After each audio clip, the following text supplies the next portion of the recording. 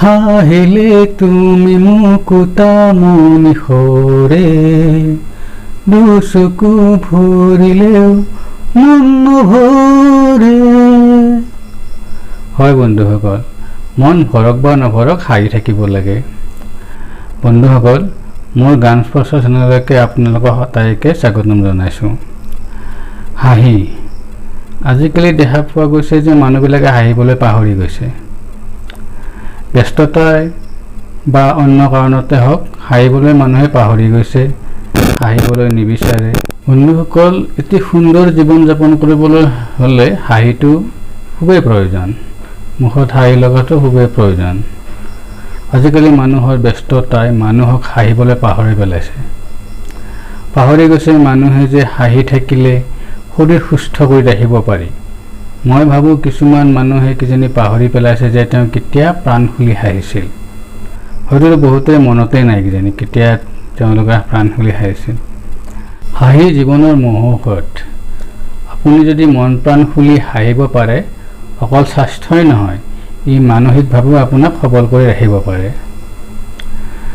আমেৰিকাত এবাৰ 16জন মানুহক ফানি ভিডিঅ' দেখুওৱা হৈছিল।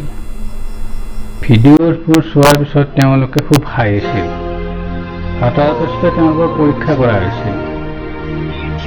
তেওঁলোকৰ শৰীৰত কৰ্টিচন নামৰ হৰমনবিধ 39% কমি গৈছিল।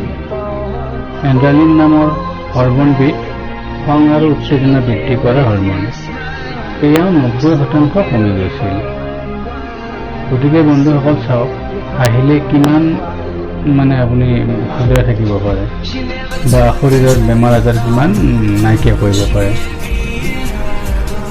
এতিয়া আপুনি চিন্তা কৰক, হাঁহি আমাৰ জীৱনৰ বাবে কিমান প্ৰয়োজন।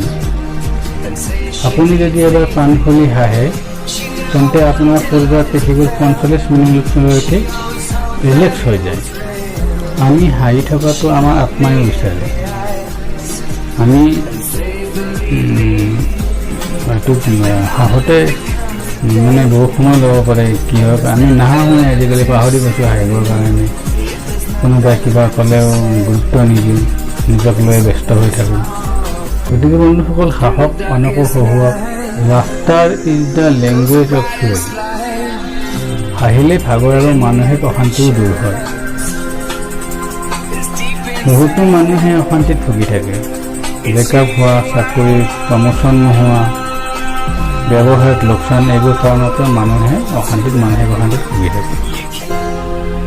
কিছুমানে নিজৰ চেহেৰাৰ বাবেও মানসিক অশান্তিত ভুগি থাকে। কিয় ধুনীয়া নহ'লো, কিয় মই এনেকুৱা হ'লোঁ। কিন্তু সেয়া ভাবি থকা কি প্ৰয়োজন আছে? আপোনাক ভগৱানে যেনেকৈ দৰে পঠাইছে আপুনি তেনেকৈ দৰে থাকক, থাকিলেই সুখী হওক।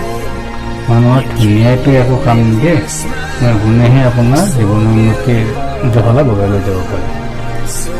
গতিকে চেহেৰাক লৈ ইমান হেৰি হোৱাৰ প্ৰয়োজন নাই। আপুনি হাঁহি থাকক, সুখেৰে থাকক, মানসিক অশান্তিবোৰ মনৰ পৰা আঁতৰাই দিয়ক। মানসিক অশান্তিত ভুগি থকা বহুতেই ডক্তৰৰ ওচৰলৈ যায়। ডক্তৰে তেওঁলোকক ঔষধ দিয়ে আৰু সেই ঔষধ খাই কিছুমানে ভাল পায়, কিছুমানৰ আকৌ ছাইড ইফেক্ট হয়। বেমাৰ কমাৰ সলনি বেছি বাঢ়িহে যায়। গতিকে বন্ধুসকল, মানসিক অশান্তিৰ বাবে আপুনি হাঁহি থকাটো আছে। বন্ধুসকল, আপুনি যদি মানসিক অশান্তিত ভুগি আছে, তেন্তে আপুনি কৌতুক কৰক, কমেডি ভিডিঅ' চাওক, কমেডি চিনেমা চাওক আৰু প্ৰাণ খুলি হাঁহক। আপোনাৰ মানসিক অশান্তি কেনেকৈ নাইকিয়া হয় আপুনি নিজে গমেই নাপাব। বন্ধুসকল, হাঁহিলে আমাৰ শৰীৰৰ ইমিউন এণ্টিভেক্সিন ফাইটিং এণ্টিবডি বাঢ়ি যায়। তাৰ পৰা আমাৰ শৰীৰৰ বেমাৰৰ সৈতে যুদ্ধ কৰাৰ শক্তি বাঢ়ি যায়।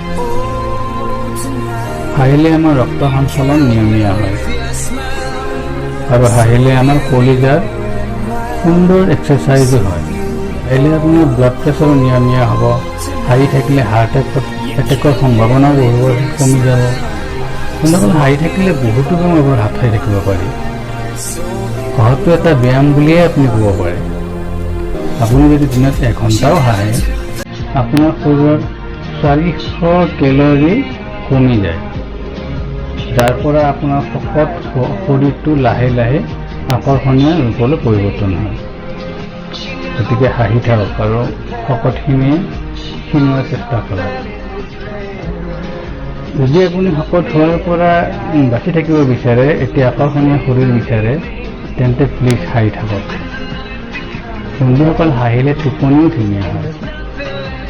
যিসকলৰ টোপনি অসুবিধা বা টোপনি নাহে, টোপনিৰ প্ৰব্লেম আছে, তেখেতসকলে ৰাতি শোৱাৰ আগত লাফিং থেৰাপি লওক আৰু শোৱাৰ আগে আগে কমচে কম 10 মিনিট কাণ খুলি হাঁহক।